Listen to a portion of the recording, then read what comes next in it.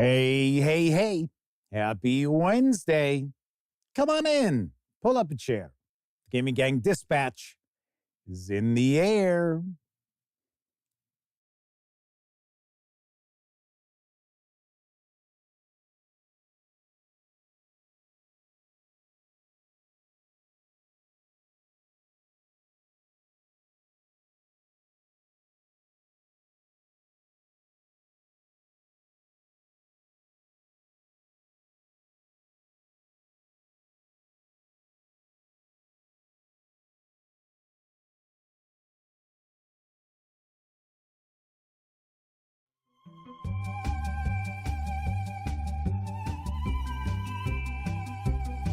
Howdy, gang, and welcome once again to the Duct Tape Studios.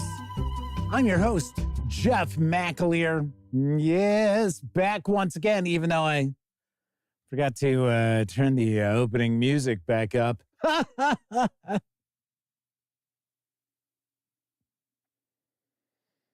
Anyway, welcome everybody.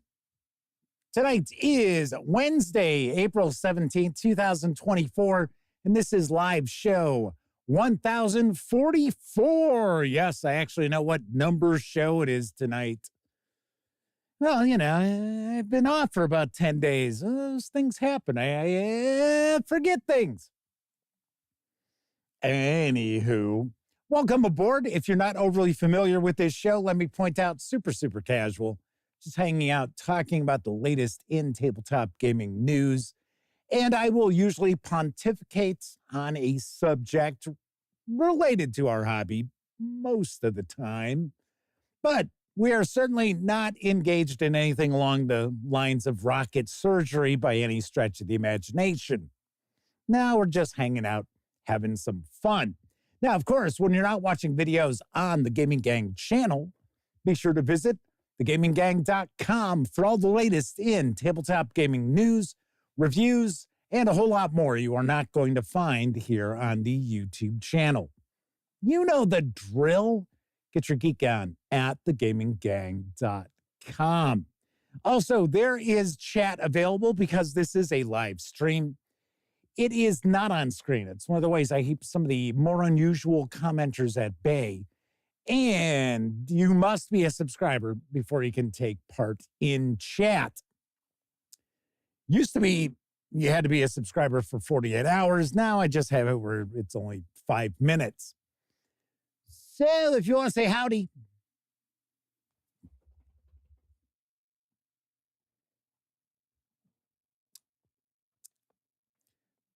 got a comment, question, fire away. I will do my best to respond.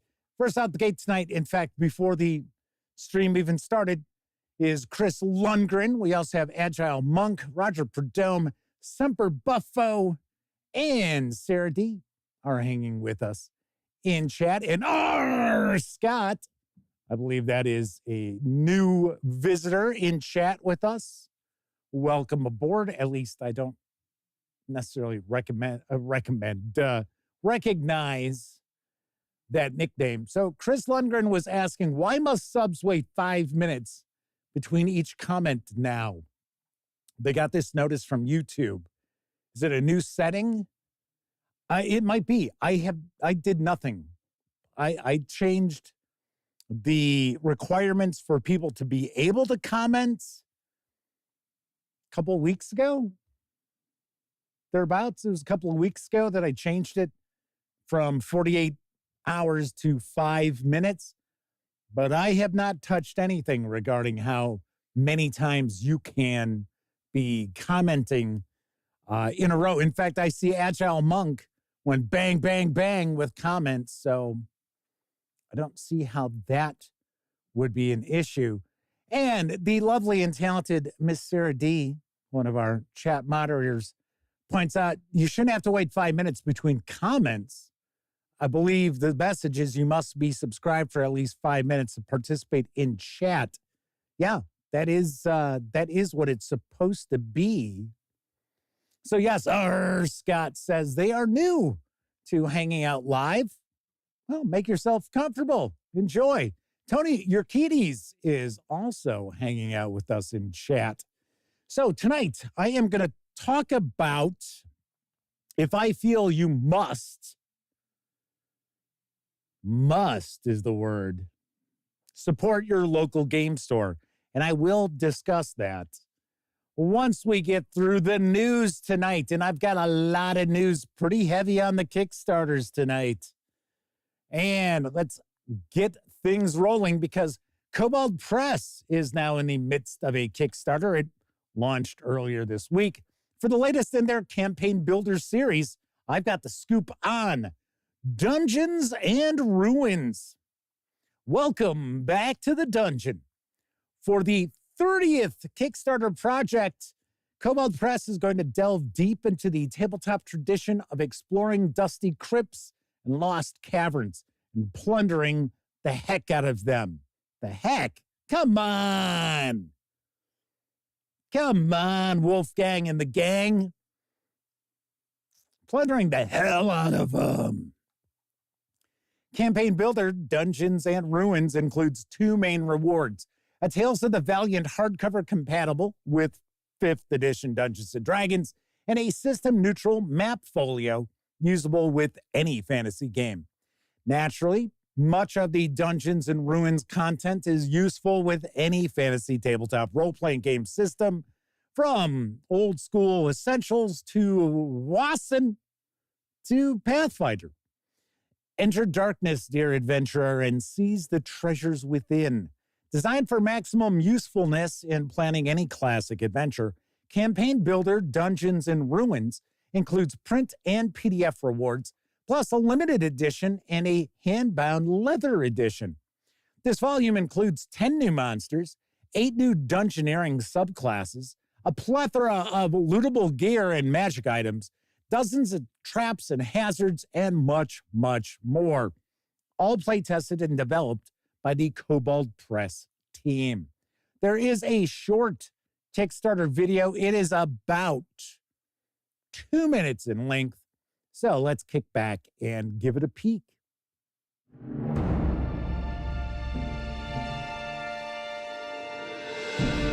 Dungeons and Ruins is the latest installment in Kobold Press's new Campaign Builder series. Dive deeper with this step-by-step guide to building dusty vaults and lost tombs ripe for exploration in your Tales of the Valiant and 5th edition games. Within its pages, you'll uncover the tools to create memorable dungeons, lost cities, and haunted barrows, all with secrets to uncover and treasures to be won. With exciting character options, deadly new traps and hazards, ready-to-use curses, monsters that do more than wander, and a horde of new options for your Game Master's bag of tricks, the magic of delving into the unknown returns to your tabletop games. Together with a beautiful map folio featuring a dozen underground and abandoned sites, you can bring new meaning to Dungeon Crawl. Make exploring deadly tunnels and lost caverns exciting once again, with options inspired by classic D&D elements, like dungeon puzzles, hex crawls, and hazards that truly test your players' mettle. Epic stories come to life with new druid, cleric, and mechanist subclasses for players, plus options for the talents, gear, and magic to survive their valiant journeys into the darkness of Dungeons and Ruins. Explore the unknown in your games with Campaign Builder, Dungeons and Ruins, available now on Kickstarter.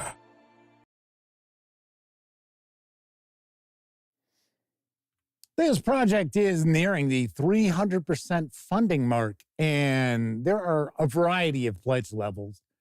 You can score the physical companion builder Dungeons and Ruins and the map folio combined for a $99 pledge through May 15th. Expected delivery is next February. Now, once again, there are a variety of pledge levels. You don't necessarily have to get both, but that is what this Kickstarter is for. It's for the hardcover book and the map folio pack. You might recall I shared coverage of the campaign builder Cities and Towns. It was pretty impressive. And those poster maps were also pretty cool. And I should point out, if you play skirmish level fantasy miniatures games, you might want to pick up the folio because they work very nicely for skirmish miniatures games. So keep that in mind too. Got quite a few people popping on into chat. We've got our 2 additional chat moderators, the Madman and Flaming Huron joining us. Kathy Evans is here, as is Russell Higgins and Lord Koss 2000. Looks like we've got a nice chat off and running already.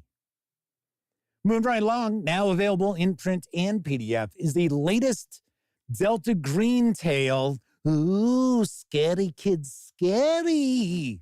And here's the latest on Meridian from Arc Dream Publishing. The Dying of the Light. Joplin, Missouri, the crossroads of America. In the dying days of summer 2018, 2 investigators drive into town from Washington, D.C.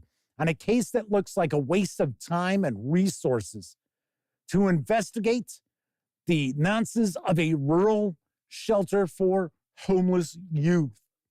It looks like poison to careers that are already on life support. Unless there's more to it, unless the ghostly lights of tall tales really do rise over the black woods, unless the leaves whisper with memories beyond life and death. Delta Green has to find new agents somewhere. Meridian introduces 2 such recruits, beleaguered federal agents from a career-killing task force. They seek a church too poor to follow the law. They find something else entirely. Meridian is a complete scenario for Delta Green, the role-playing game of Lovecraftian horror and conspiracy. It's playable with the full rules in Delta Green, the role-playing game, or even the free quick start rules in Delta Green Need to Know.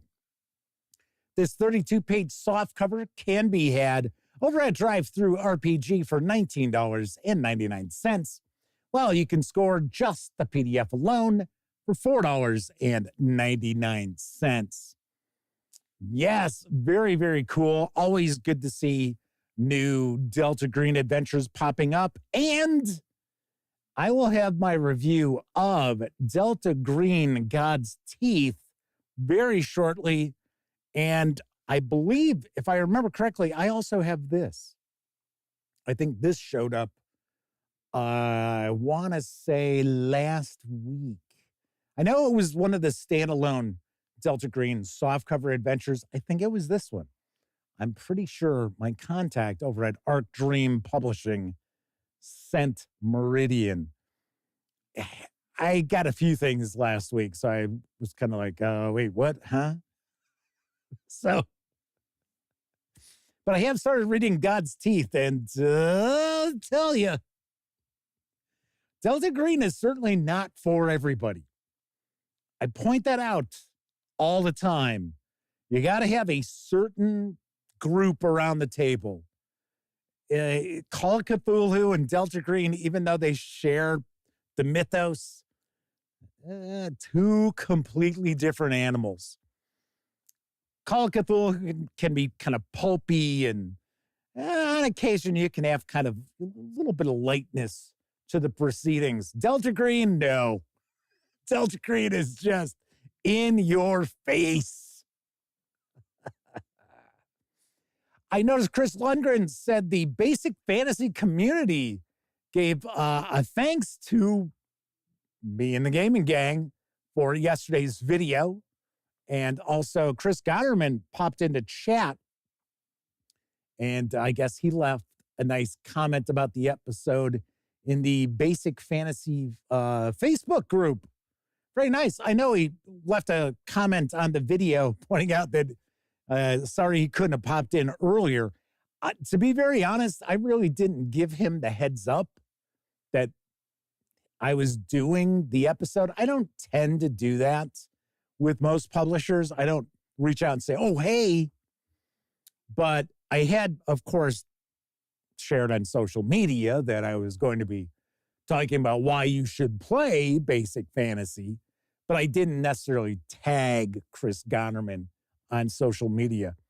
But he must have stumbled across it because he does follow me on Twitter. Oh, I'm sorry, X.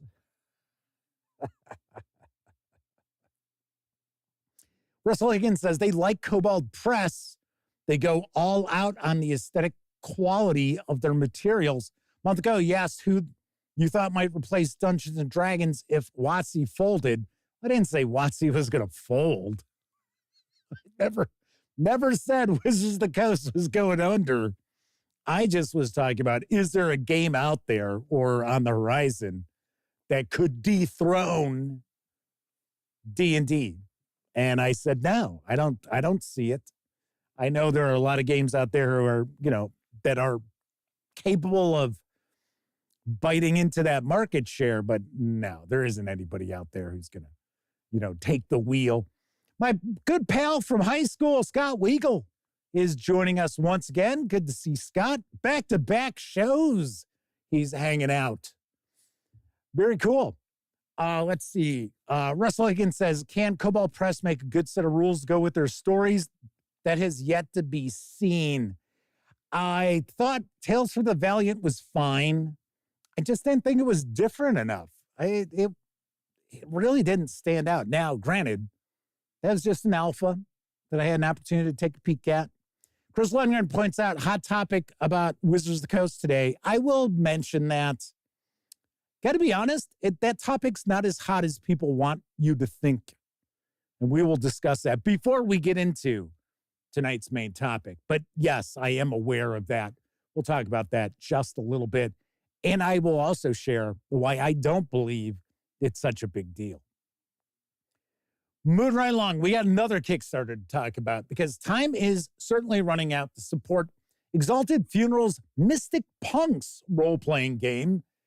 And here's what I know. This dark world needs saving from malevolent supernatural threats. And, well, sometimes it comes down to a magic gas station attendant, the mall goth with demon bone daggers, and an adorable Pomeranian wizard. Based on the solo role-playing game Mystic Punks, the Collected Edition, the Mystic Punks core rulebook builds on the earlier Quick Start rules, allowing you and your friends to create rich campaigns of cursed intrigue, encounter grotesque monsters, and flesh out bizarre punks that wield a bevy of mind-bending magics.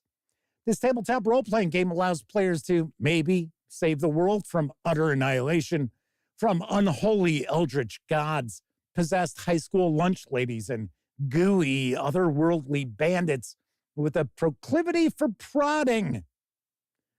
There is a Kickstarter video. It's kind of an oddball Kickstarter video. I'm a little surprised by this. And it's only about a minute long, but we will take a peek.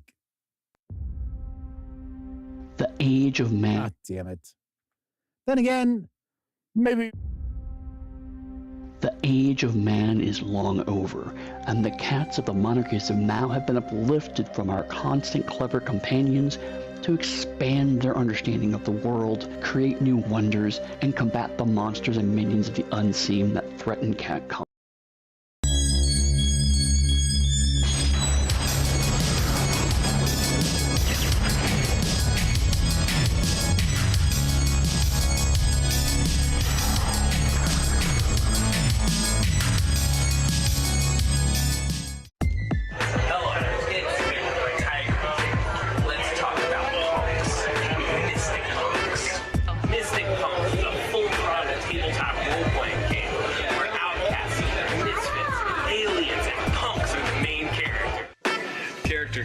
Super easy, and the core rulebook, it has everything you need to get started playing right away, getting your dark magics together so that you can combat the psycho realms. Want more? Gotcha. There's already a ton of content available. Dark Zone for Greece, Band all these things are coming forward. So back to Kickstarter.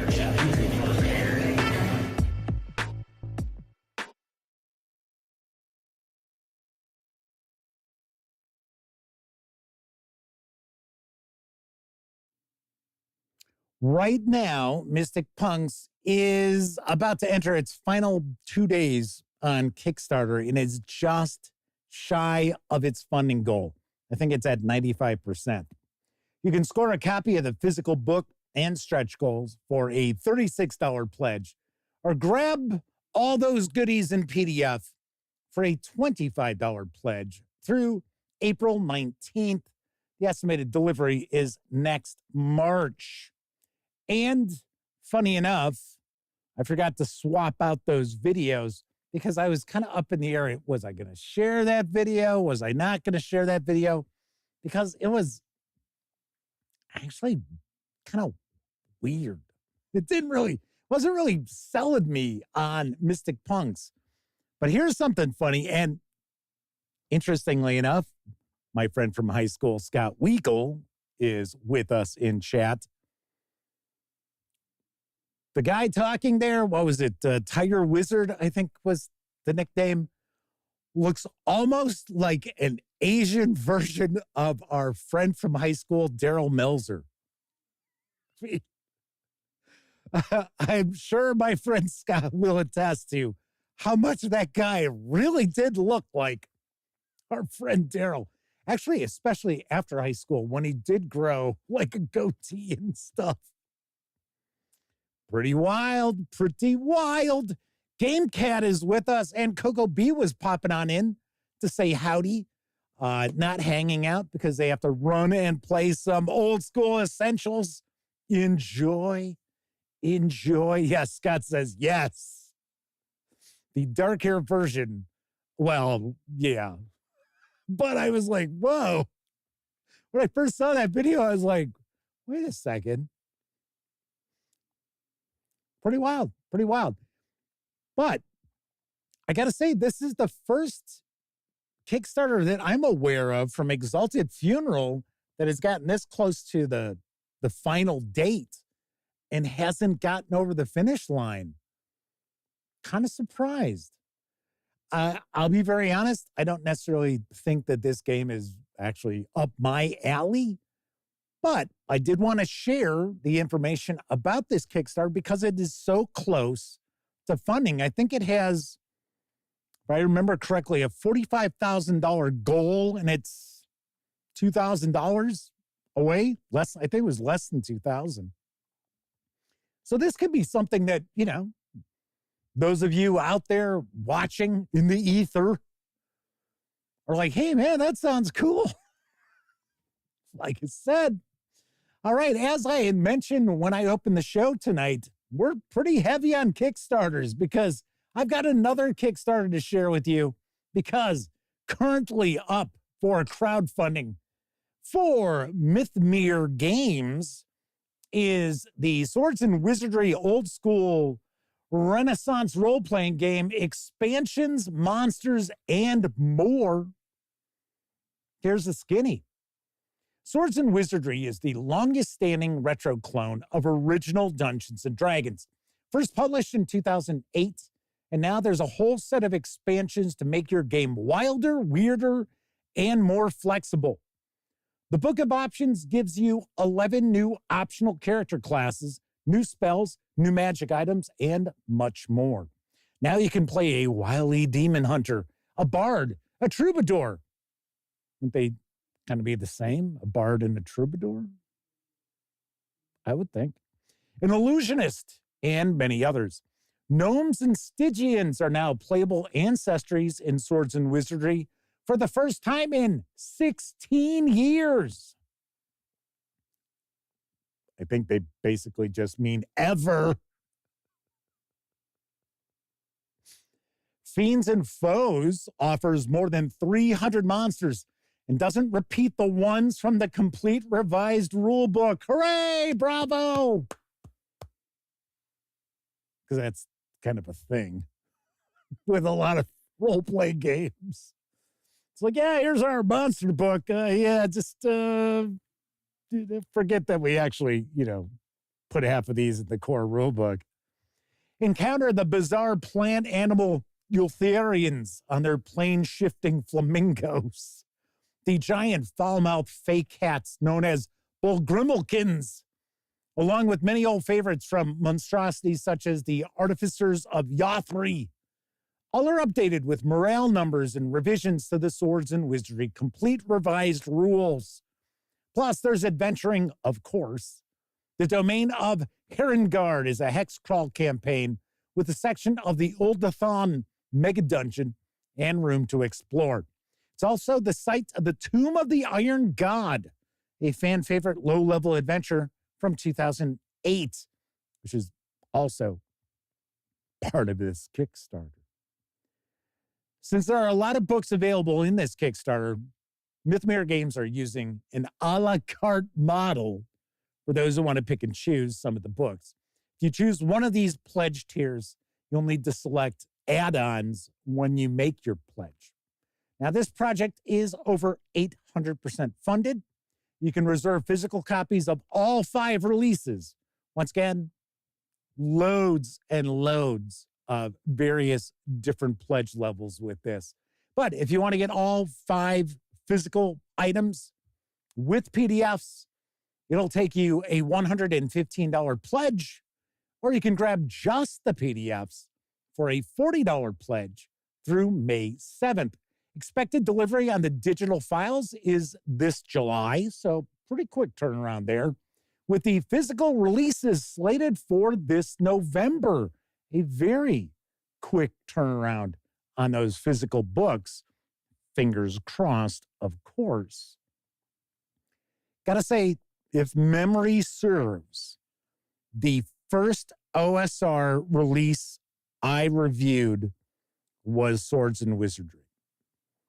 I want to say it's the complete book. Now, of course, that was back when they were with Frog God Games, if I remember correctly. I could be wrong on that, but I think that's who published it before Matt Finch moved on and formed, as far as I understand, Mythmere Games is his baby. Gotta say, I always kick it around picking up the core rulebook, the complete rulebook for Swords and Wizardry Revised Edition. I would love to check it out because actually I liked it a lot. I thought it was really well done. And it is not simply a rehash of OD&D. It is not. It's got a lot more going on under the hood. It is built on original Dungeons and Dragons. And another thing I have to say about Swords and Wizardry, and yes, I know this is not a Kickstarter for the core book. You can get the core book as an add-on, I do believe, in this Kickstarter if you're going to support it.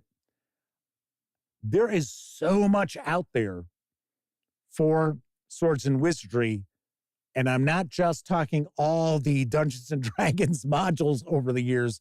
There are loads and loads of adventures that are designed for Swords and Wizardry. It is one of the most well-known old school Renaissance fantasy games out there. It's very nice. Very nice. Kabuki Kid is with us, as is Stacking Limits. Nice. We've got pretty good chat going tonight, everybody. We got quite a few asses in the seats, I guess I'll say. All right, time for my final news piece. Now available in print and PDF is They Came from the Cyclops Cave. I don't know. I don't think the voice works as well as They Came from Beyond the Grave. See, I like that one better. Anyway, here's the latest from Onyx Path Publishing. I see you approach my campfire, equipped in gleaming armor and brandishing a sword blessed by the gods. This is good. It shows you take your quest seriously, albeit naively. Oh, yes, I've seen your kind before. Even given a few of you sage advice before sending you on your journeys up mountains, cross seas and into swamps. I can tell you this, your armor will not shine over long, and you will find wits and the aid of trustworthy companions far more reliable than a simple blade. But you do not wish to hear this kind of counsel. You want to know how to slay the Gorgon, how to steal the Minotaur's treasure, how to make the Sorcerer's Tower fall. Well, settle in, my new friend. Throw me a gold coin, and I'll tell you how to strike down your intended foe, if you get that far. They Came from the Cyclops' Cave is the latest in the They Came From line of tabletop role-playing games. Cyclops' Cave sees characters ranging from heroic swordsmen and cunning sorceresses to charming minstrels and agile scoundrels, embarking on quests designed to evoke the majesty of fantasy movies and television shows from the 1940s onward. Whether you're looking to channel an epic like The Thief of Baghdad, which is actually from far earlier than the 1940s, or grim fantasies such as The Sword and the Sorcerer, Cyclops' Cave has everything you need for swashbuckling, noble heroism, and monster slaying. They Came from the Cyclops' Cave uses the story path system, which is contained in full in the pages of this book. They Came from the Cyclops' Cave includes 6 new playable archetypes, introducing the champion, the dreamer, the inhuman, the puppet, the sage, and the scoundrel. Scoundrel. Yes. I like the sound of that word.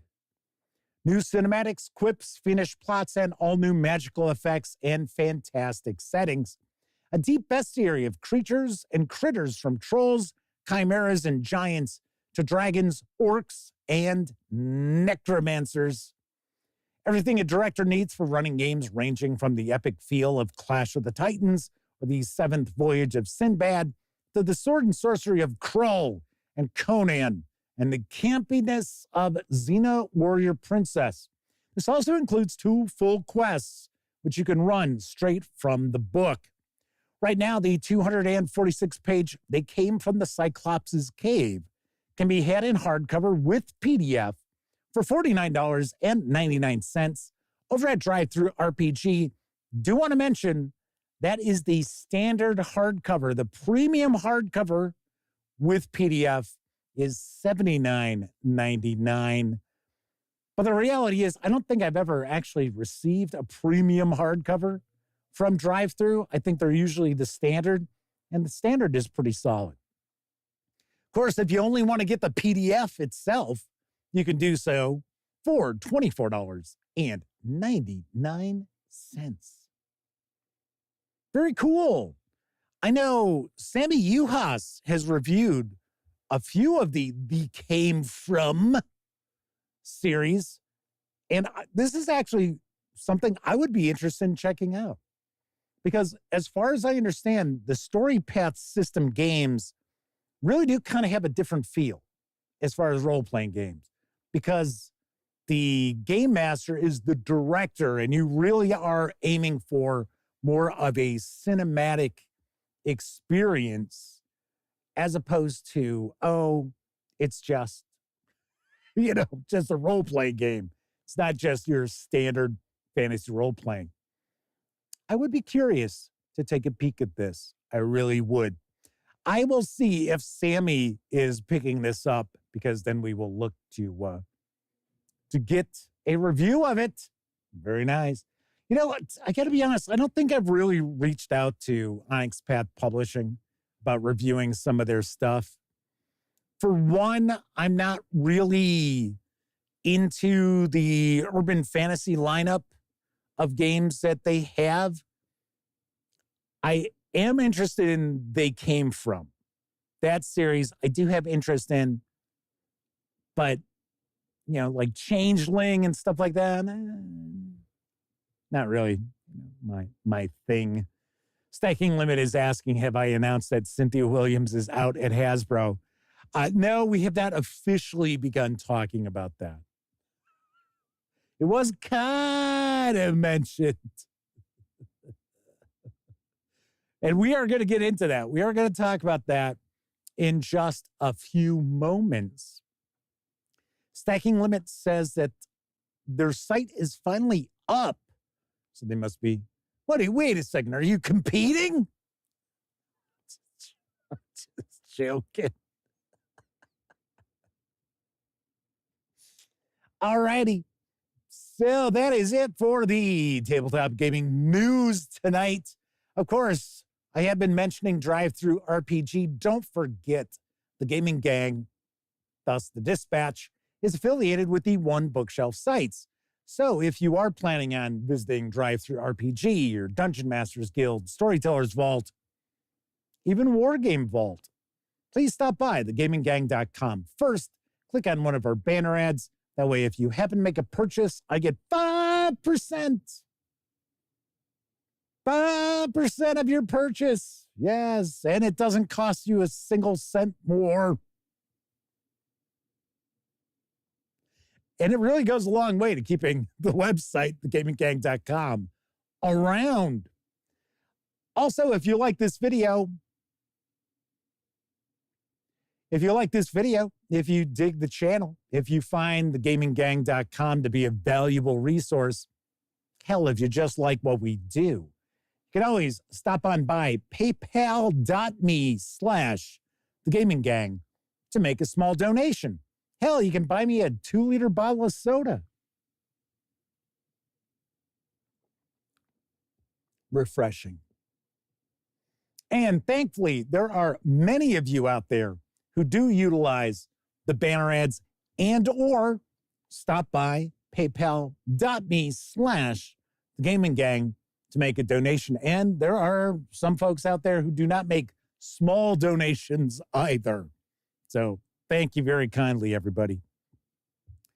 So we are going to talk about if I feel you must support your local game store. In a few moments, we will also discuss the resignation of Cynthia Williams from Wizards of the Coast. But first, I think it's time for a brief intermission. It's intermission time, folks. Time out for a delicious snack in our sparkling refreshment building. Every item a fresh, appetizing taste treat. McDonald's is our kind of place. It's such a happy place. Happy place. A clean and snappy place. McDonald's is our kind of place. It's such a happy place. McDonald's is our kind of place. Your kind of place. McDonald's believes in getting food to your kids before they get to each other. Such good food, too. McDonald's famous French fries, triple thick creamy shakes, lean beefy cheeseburgers and hamburgers, icy cold soft drinks. And here's a plus, spill-proof lids on all beverages. Another plus, napkins that are big as a bib. Quality, cleanliness, extra care service. That's McDonald's. A total value that's unmatched anywhere. McDonald's is our kind of place. It's such a happy place. McDonald's is our kind of place. Your kind of place. Here's the new Star Wars X-Wing Fighter and the Star Wars TIE Fighter. Spaceships and Luke Skywalker sold separately, batteries not included. I'll get you this time, Luke. Reactivate X-Wing. Both have flashing lights and sound. Hey, there go the solar panels. And Darth Vader's got away. The Force is with me. Luke Skywalker wins again. Kenner's Star Wars X-Wing Fighter, TIE Fighter, and action figures all sold separately. You know, people who don't drink Wilkins coffee just blow up sometimes. Oh, that's a lot of... See what I mean?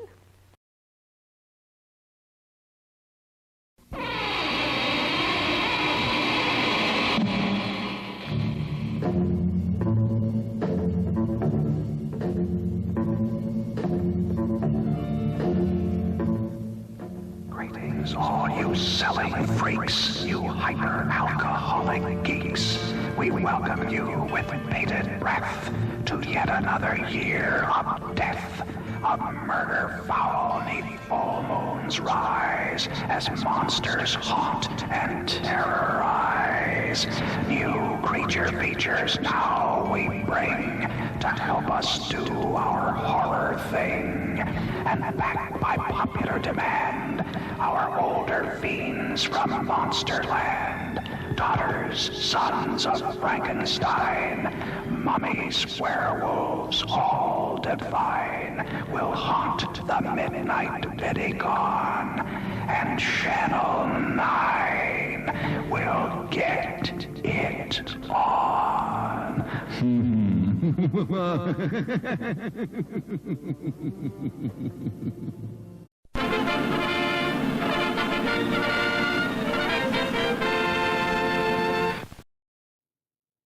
Scary kids, scary. I always love that Creature Features opening. Yes, I will have to cut the audio out of it when the video gets rendered over on YouTube because it is Henry Mancini's music. So they will flag me for copyright, but I just felt like sharing that. Felt like sharing that once again. Sweet. Very, very cool. Kevin R. Smith is with us in chat. Points out, wow, McDonald's food looked just as crappy then as it does now. Kabuki Kid points out, napkins that are as big as a bib. That's an odd boast. I do remember those really big-ass napkins at McDonald's when I was a little kid. Agile Monk points out that they made a donation today over on paypal.me/thegaminggang. I have not actually taken a peek at my emails since early this morning. So that has flown under my radar, but thank you very much. And of course, I will give you a shout out on the rest of the shows this week and that, which is usually what I kind of do. So Kevin R. Smith says the good old days when every city had its own creepy horror movie host. As Scott points out, yes, Svengoolie.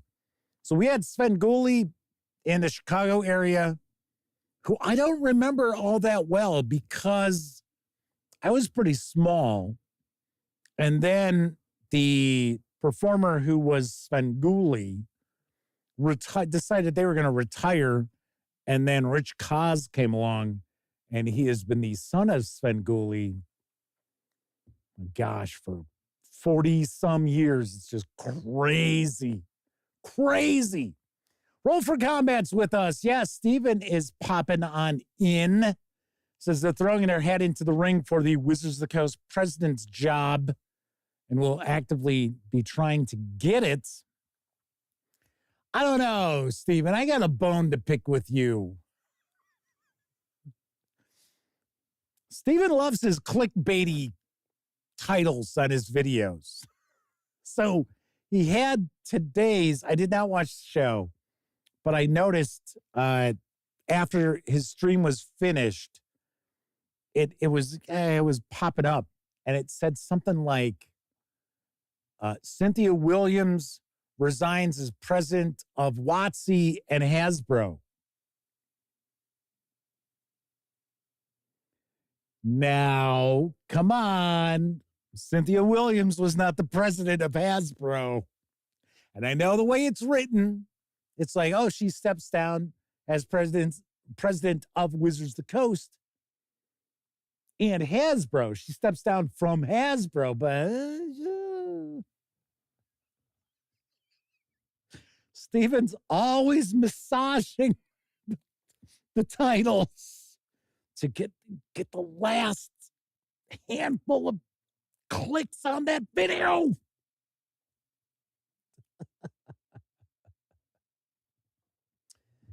Anyway, so I don't know what Steven and the gang over at Roll for Combat might have been chatting about today as far as Cynthia Williams stepping down, resigning. So Steven says it was actually a mistake. He wasn't trying to mislead anybody, but it worked. I wasn't trying to mislead anyone.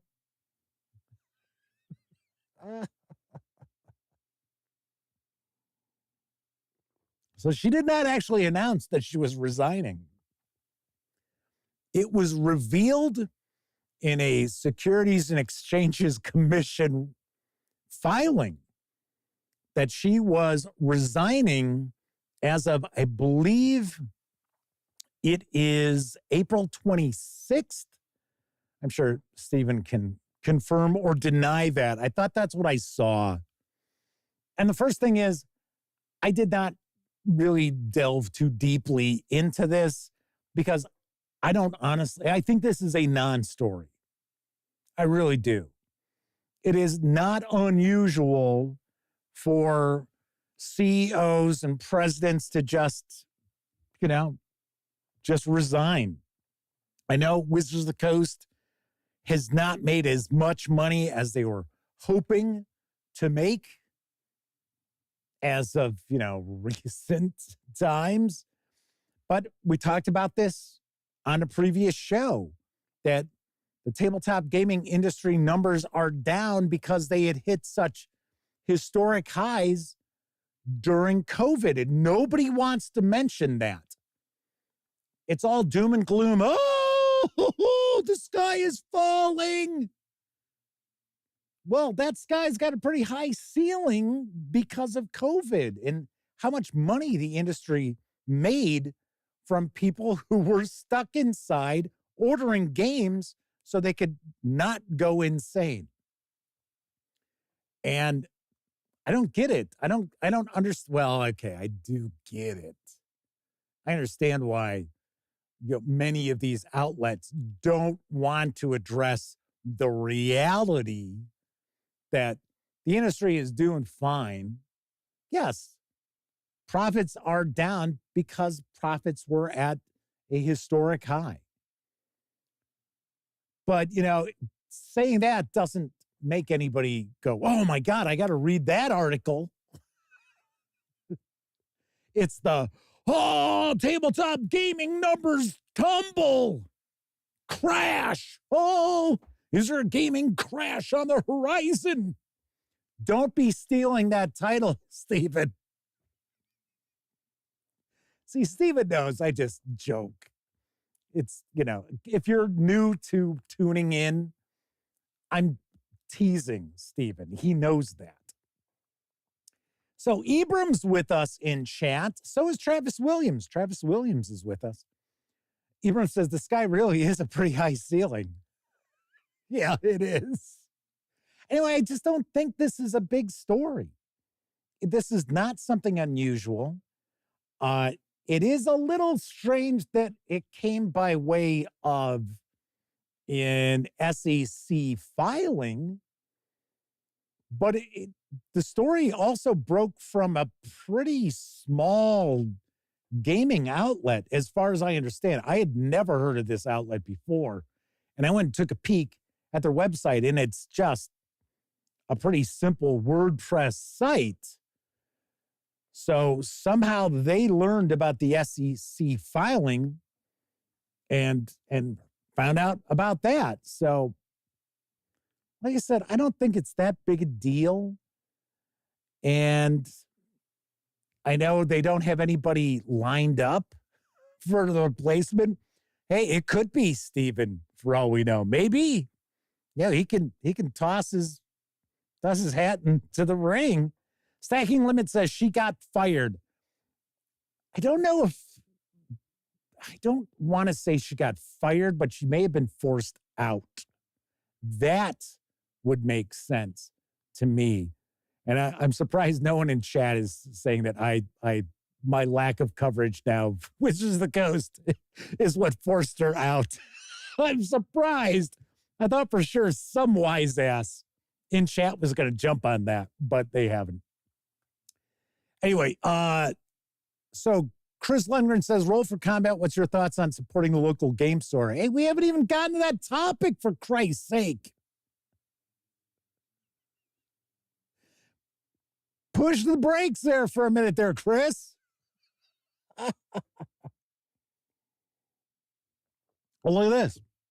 So Steven says on his stream today, they talked about how to better support local gaming stores and libraries. Nice, very nice. So Roll for Combat says numbers next Wednesday are going to be brutal. Yes. I wouldn't be surprised. I would not be surprised. But, you know, the open game license fiasco, there was solid pushback on that. So we'll see. We'll see what happens. We'll see who comes in and what kind of house cleaning they do. I'll be really surprised if anything changes. I will. I mean, because it's not the folks at Wizards of the Coast who have been calling the shots on a galactic scale, I guess we'll say. It's Hasbro.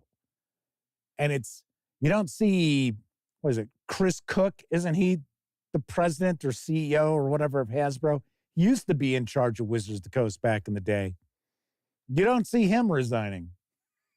So, all right. Pete's Dracolich is also joining us in chat. Good to see you once again. Okay, so let's talk about tonight's topic. Must you support your local game store? And you'll notice I'm not using the term friendly local game store because not every local game store is friendly. And I know this is a topic that pisses people off. I've talked about this in the past, but I do not see any issue whatsoever of if you don't support your local game store under certain conditions. So first of all, let's talk a little bit about the three major ways, as I put up four fingers, the three major ways that people purchase their games. They go to a game store. They order directly from the publisher, or they use an online retailer. Those are the three main ways that people acquire their games. Now, if money were no object, which that's not the case for many of us who enjoy the hobby, but if money were no object whatsoever, the best case scenario is you actually order straight from the publisher because the publisher gets the biggest cut. If you're buying from them directly, they are going to get the biggest cut as far as their nut. So I know some people would say, well, if money's no object, you should just go to your local game store. Thing is, a lot of people don't have a local game store. They could support if they wanted to. So there are there are many people out there. There are many people out there who just do not have the opportunity to go to a game store within 200 miles of where they live. So, of course, their only options are to go online. Now, of course, there are game stores out there that are just absolutely fantastic, really great, really go above and beyond in order to support their customers. And by all means, if you are lucky enough to have a game store like that in your area, by all means, do everything you can to support them.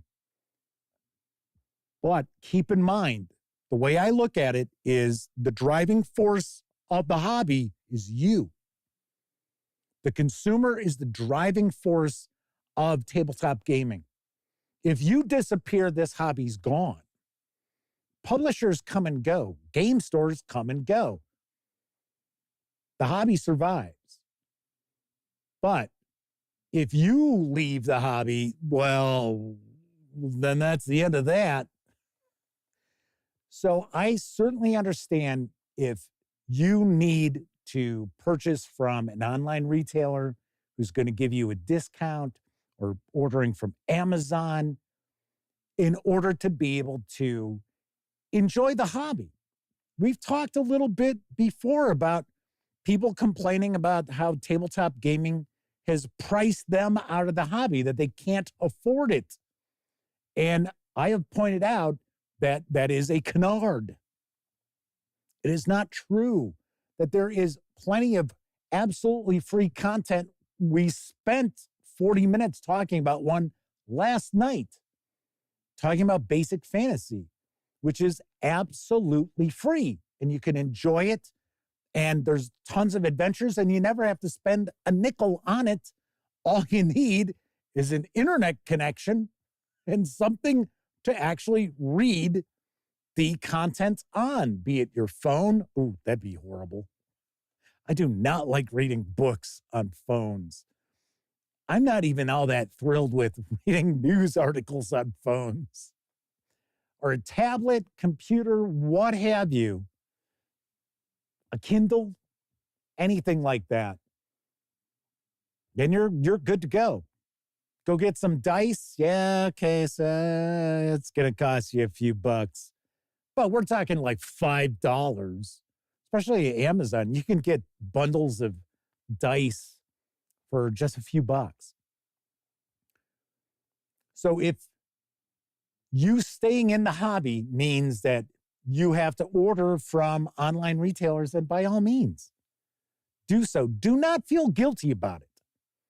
I had somebody bitch me out about talking about Amazon, about ordering something on Amazon. And I swear, if I remember correctly, I was talking about which in print for just a soft cover is only available at Amazon. I think Lulu still has the hardcover. I might be wrong. I could be absolutely wrong. And they were like, oh, how dare you tell people to go online? You're putting game stores out of business. And it turned out that the guy who was emailing me, and I mean, it was a diatribe, owned a game store. And it was like, yeah, okay. It's like, yeah, I wonder why you're getting all bent out of shape. And it was sort of like, for one, you don't sell this. I know you don't sell this. The hell are you talking about? Anyway, so first of all, let's take William Aarons is with us in chat. Hopefully I haven't missed anybody who popped in. Always trying to say hello. Stacking Limit says, where they're at their closest friendly local game store, thank goodness it's friendly, is 50 miles away. Flaming Heron says they play via tablet and game books if they need to check things quickly. Chris Lundgren says, be kind to players in regions without a game store in the farmland areas of the U.S. Maybe they have hundreds of miles to go to reach a store. Something else that I do want to point out, and I'm not going to rehash the stories about game stores when I was in Arizona. And there were like 5, and out of the 5, there was only 1 that was worth anything. It was actually pretty good. And that was Imperial Outpost. I think they're still around. I want to say, were they in Scottsdale? Maybe they were in Scottsdale. I know they were a bit of a drive from where I was. It was about an hour drive on the highway to get there. But if you've gone to a game store and walked in the door, and it wasn't just in Arizona. This was in Indiana when I worked. Yeah, I lived in Indiana, worked there too. But I have not encountered this really here in the Chicago area, but I'll be the first to point out I have only popped into 2 game stores in the suburbs near where I'm at. But I'm sure many of you have walked into a game store, first time visit, somebody behind the counter, and they completely ignore you. And you walk in, you're looking around, they never once even acknowledge your existence.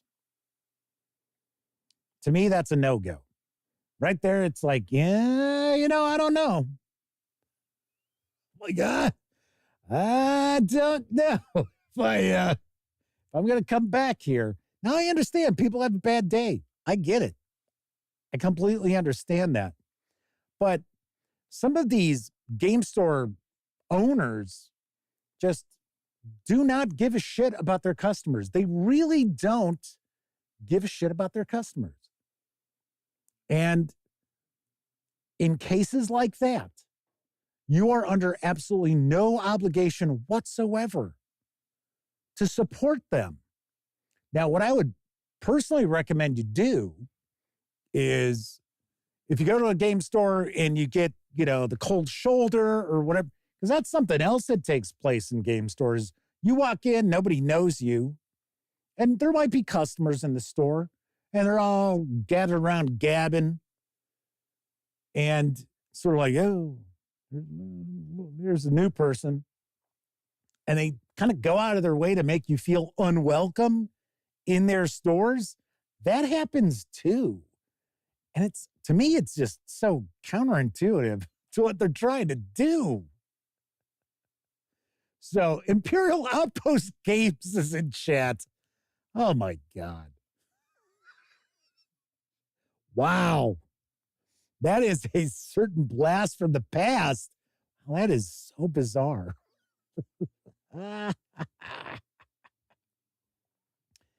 Anyway, so if you, like I said, if you are in luck and you have a good game store like Imperial Outpost Games, by all means, support them. Go play games there. Do it.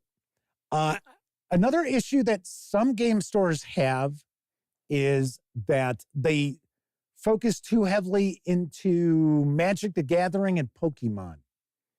So all of their events, all of their open gaming is devoted to a particular game that is profitable for them at the expense of everything else they sell and every other customer out there who may not be into game ABC or XYZ. It's really weird as far as game store owners go. And yes, Imperial Outpost Games can attest to this from the Phoenix area. I don't know if it's changed because I haven't lived in the Phoenix area in over 10 years. But it was a bizarre, very, very bizarre community out there as far as tabletop gaming. Imperial Outpost Games says, far too many game store owners are only in it for getting their own games cheap or just to run a clubhouse for their own friends. It's sad and unprofessional. Chris Lundgren says they were saddened when the Warhouse in Long Beach closed. The owner was super kind, and it had been around since 1974. They had the largest selection of role-playing games and other games. Aged out and died. I don't know if Chris means the owner did. Kabuki Kid says, makes sense that CCGs are the biggie. Oh, not at all. Just think of how many game stores out there will buy a lot of CCG product so that they can sit there and open boosters and that. Yeah. Like, oh, hey, oh. Although the reality is, I played Magic a little bit online in Arena. I always liked Magic. I have absolutely no issues with Magic the Gathering. I would not get suckered into blowing a lot of money on the game, but still, I do enjoy it, and I think it's aged very nicely. There are a lot of games that have been out as long as Magic the Gathering that just have not aged well. Magic Gathering still holds up very, very nicely, but it should not be the only focus of some game store. Now, unless that is what the game store is, right? If the game store, if they decide, hey, you know what? We're just going to deal with collectible card games, trading card games, things like that, that's fine. I mean, that's their prerogative. But if they're trying to create a community within their store, unfortunately, there are a lot of game store owners who are just absolute shit at that. They really are. So Chris says, yes, the owner of Warhouse passed. Oh, sorry to hear that. And no one took over the store post-COVID. Well, once again, Imperial Outpost Games can attest to this. There isn't a hell of a lot of money in tabletop gaming, folks. Just listen, your margins are razor thin as a retailer. And part of the reason is online retailers.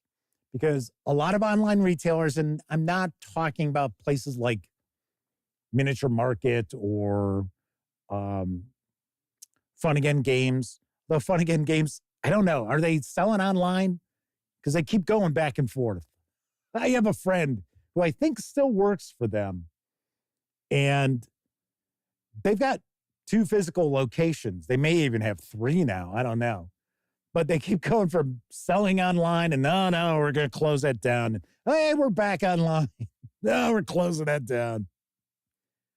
But there are online retailers out there who they don't even have to warehouse the product.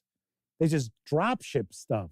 So if they can sit there and make 10-cent profit on each item sold, they're fine. Yeah, that's cool. Well, if you own a game store, you certainly cannot survive on 10 cents profit on every unit that leaves your store. It's impossible. And one thing I point out, because I'm not anti-friendly local game store. I am all for friendly local game stores. I am against people feeling that they have an obligation to support game stores run by assholes. That's what I've got a beef about. So and this goes for any place you go, if they don't treat you right, do not feel like you've got some sort of obligation to support that business in the future. You do not. And yes, I get it. Sometimes I've heard stories from people who are like, well, it's the only game store around. Okay. Go online then. Go online, purchase your games online. Now, if you happen to be somebody who goes and plays in open gaming at your local game store, even if they're not the nicest folks around or well-run store around, if you are gaming in there, you really do need to support them because you are occupying space in their store playing games. It's pretty shitty if you just pop in there and you never spend any money, which, I mean, most places there's really no obligation for you to do so. But, you're there enjoying something going on. So Flaming Heron says the problem is most people aren't against local game stores. No, they aren't. They're just after the cheapest product and wherever that is. And I do understand that. And I told you already, I will reiterate this once again. You are what drives the hobby. You are what keeps the hobby around. To stay in the hobby, if you need to go and get the lowest price possible for a game you want to play, and the only way to do that is to go through an online retailer or go online for Walmart, or go to Walmart, or use Amazon, then you know what? By all means, do it and don't feel guilty about it. I have an issue with, like I said, and I guarantee I'll have somebody else emailing me because I get emails about this stuff from time to time, where it's like, how come you don't tell people to go to blah, blah, blah game store? It's because, and it's like, well, for one, I have absolutely no affiliation with XYZ game store. So why would I?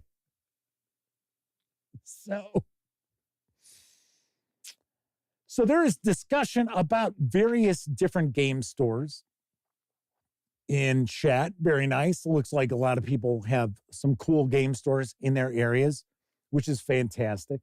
I've had people ask me why I don't run a game store, why I don't own a game store. It's sort of like, seriously? It takes money. What are you, crazy? I'm lucky I can run this operation.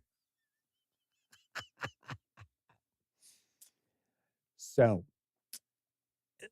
do I feel you must support your local game store? The answer is, obviously enough, no, I do not.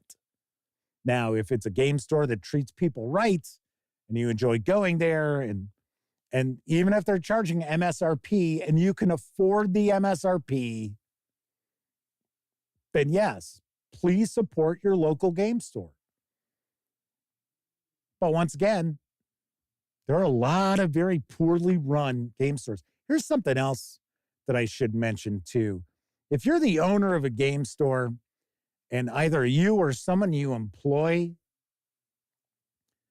has to eyeball every woman who walks in the door,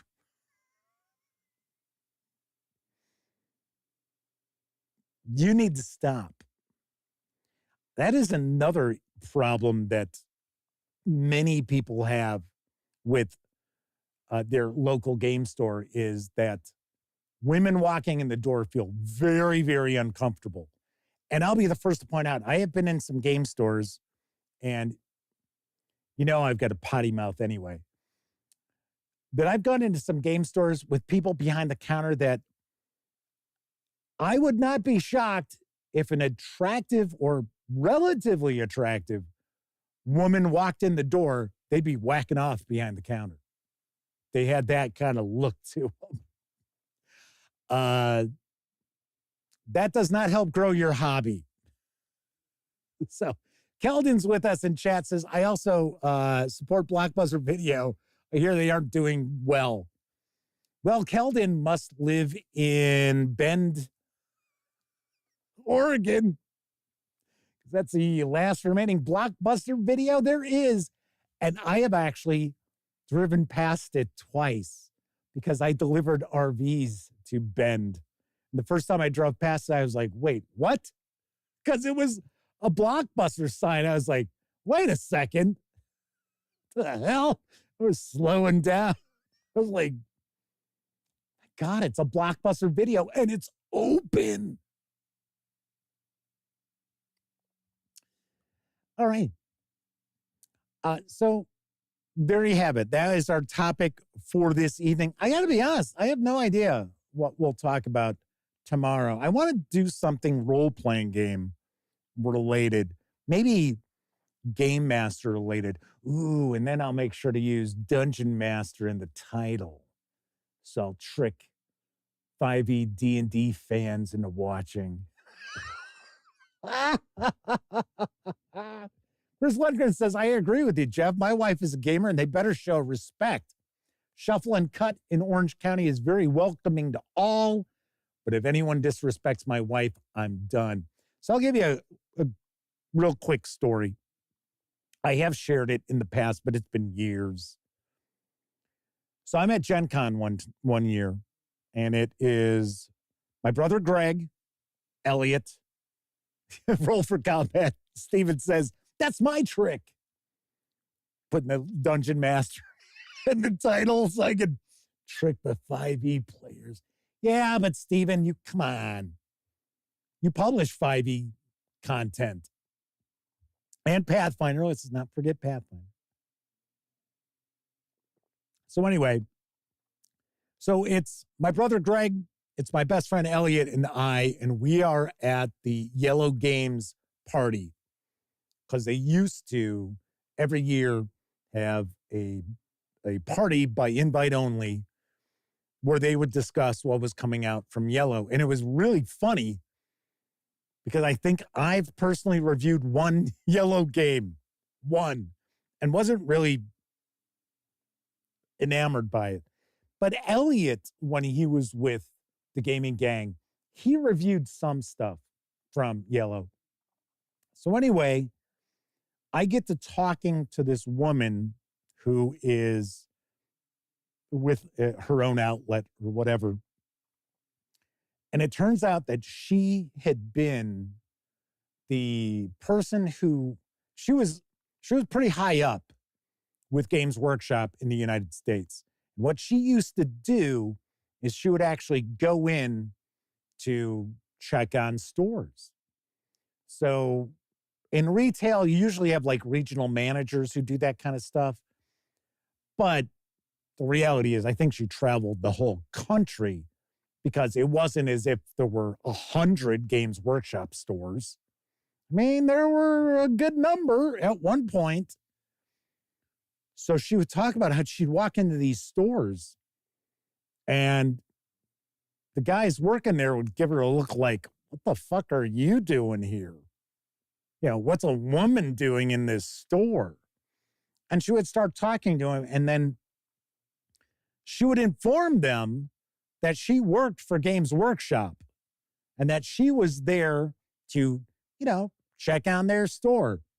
And she told me she couldn't believe how many times she had employees argue with her that she couldn't possibly work for Games Workshop because she was a woman and Games Workshop didn't hire women. It's like, man.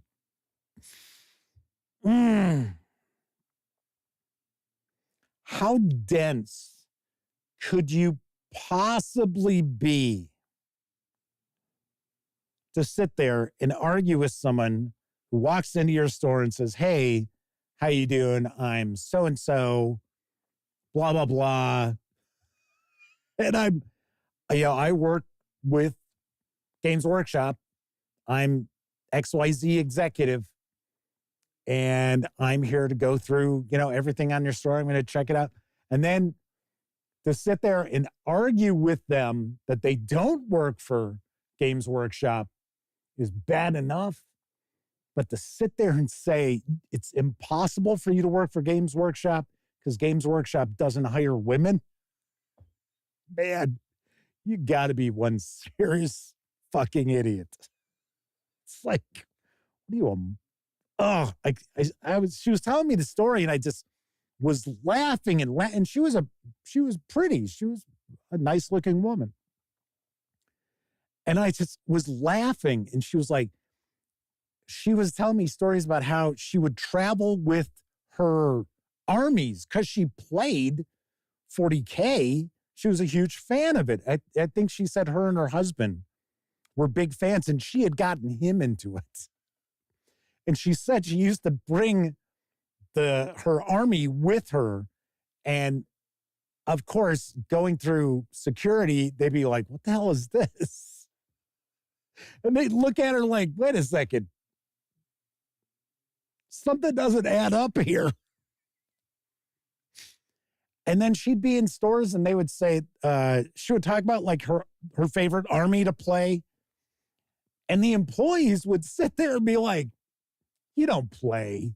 It's like, jeez. Kelton says, girls doing gaming stuff, crazy.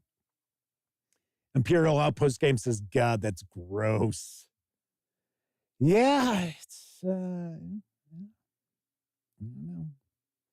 I don't know. Anyway, so there are a lot of idiots who work in game stores and who own game stores. So, like I said, if you are lucky enough to have a friendly local game store, which is local, I really do recommend that you support them however you can. I mean, I'm not saying you need to go in there and blow $200, $300, but let's say, oh, hey, you want to pick up, latest D&D book or something like that. Go there and buy it. Go there and support them. Something else, keep in mind, never be afraid to ask your friendly local game store to order stuff for you. If they utilize the two different distributors, the two main distributors out there, they can get it. So that is something that I highly recommend as well. A lot of people don't realize they can ask the store to order stuff. If they don't have something in stock or they don't normally carry something, ask them if they can get it for you. Now, a sign of a bad game store is that they won't do it. They'll be like, oh, we don't do special orders. Like, okay, see ya. Fluffy Aaron says, well, not me anymore. I'm not buying any Wizards of the Coast releases. So they're out. Yeah, well, now that Cynthia Williams isn't going to be there, why would anybody?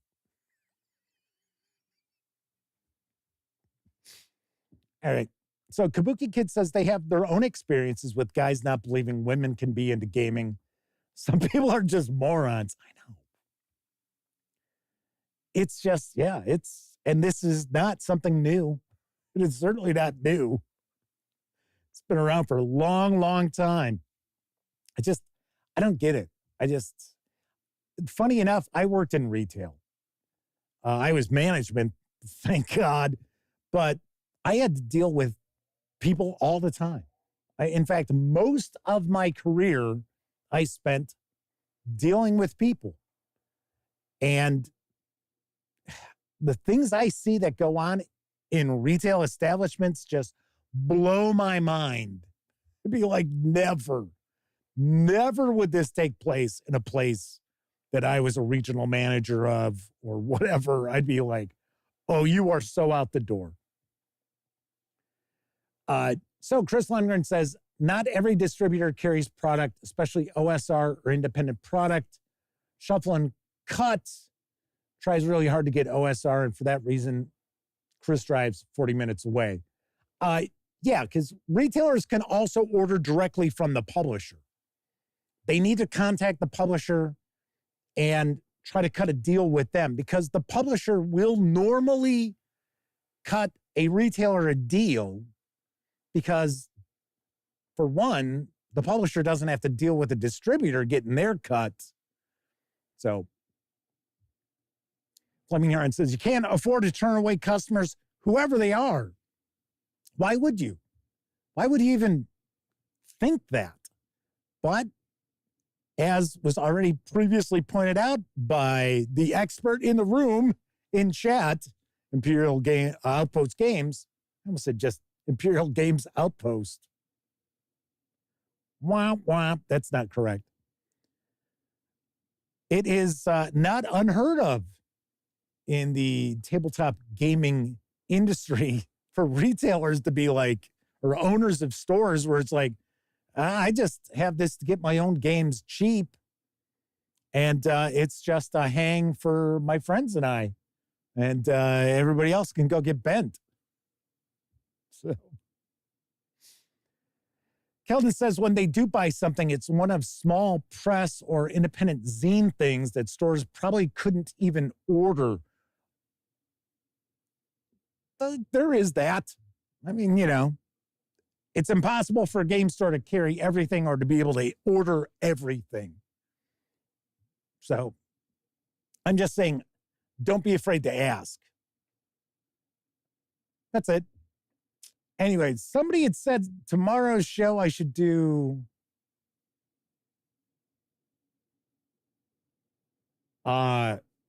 Chris said maybe tomorrow's topic would be, should we support a local game club or convention? Yeah, well, that's another problem with game stores. God forbid somebody wants to do a convention. Once again, when I lived out in Arizona, in fact, got a frog in my throat. Get out of here. There was a convention that tried to start up. It was called Volcon, like Vulcan, Volcon. And Imperial Outpost Games was the only local store that was there, that had a presence there. And the other four were basically telling their customers, Why spend $10 to go to a convention? Play here for free.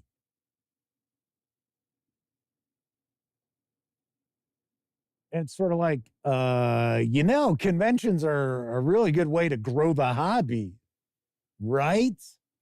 But they were like, oh my God.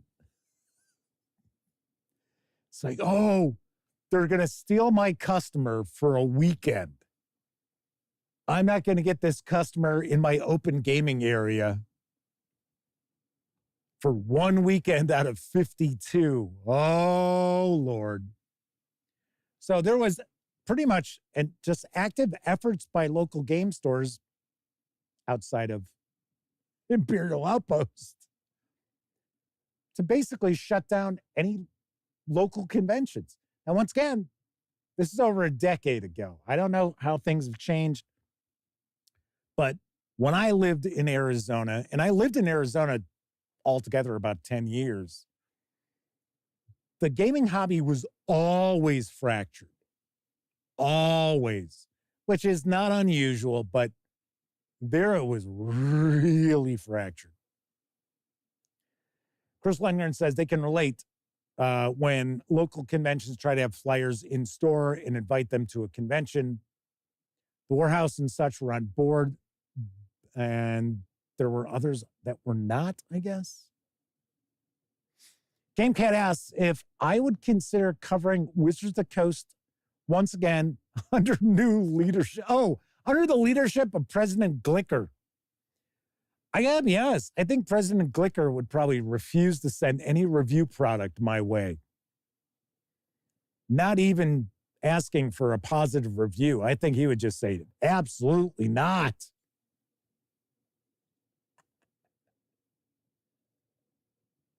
As Steven says, he'd invite me right back into the fold. Well, like I said, the whole thing where it's like, well, got to write positive reviews. Otherwise, we're not going to send you this stuff until it's been out for weeks. I wasn't going to play that. Wasn't going to play that game. So, but see, the funny thing is with local conventions and stuff, there are so many of them out there. And once again, there are conventions that are definitely worthwhile. Check out. And there are others that are like, I mean, I'll be the first to point out that I thought Volcon was kind of But I did meet Michael Coe, who went on to create Gamelin Games at Volcon. But that was pretty wild. Anyway, John Harden's with us in chat. All right, so it is time to wrap up. Thank you, everybody, for hanging out tonight. If you like the video, by all means, please give it a quick thumbs up. Subscribe to the channel if you haven't already. And if you do subscribe, don't forget, ring that bell. It will not only let you know when the Dispatch streams live Tuesday, Wednesday, and Thursday evenings right here on YouTube at 7 p.m. Central. It'll inform you when I share other videos, such as my review of the Fallout, the role-playing game starter set from Modifius Entertainment. I will have the core book review, which we already have a written review that Sammy did a few years ago. I'm going to share my video review of it.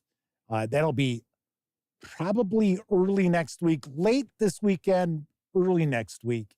And of course, I will also have my review of Dr. Grodbort's Scientific Adventure Violence from Exalted Funeral and Crowbar Creative. Pretty bizarre. Pretty unusual, but in a good way. And of course, by all means, when you're not watching videos on the Gaming Gang channel, be sure to visit gaminggang.com for all latest in tabletop gaming news, reviews, and a whole lot more you are not going to find here on YouTube. You know the drill. Get your geek on at thegaminggang.com. If you're watching live, thank you very much. If you watched live and took part in chat, big tip of the cap, because not only are you keeping me company, you're keeping each other company as well. Very nice. But of course, I know a lot of you out there, you don't have an opportunity to watch live. Doesn't matter if you're watching live or on Memorex. Thank you very much for taking time out to watch any of the videos here on the Gaming Gang channel. Of course, enjoy the rest of your morning, afternoon, evening, whatever time of day it is in your neck of the woods. I'll be back tomorrow. And of course, I'm Jeff McAleer. I always hope each and every one of you gets to enjoy plenty of great gaming with your gang.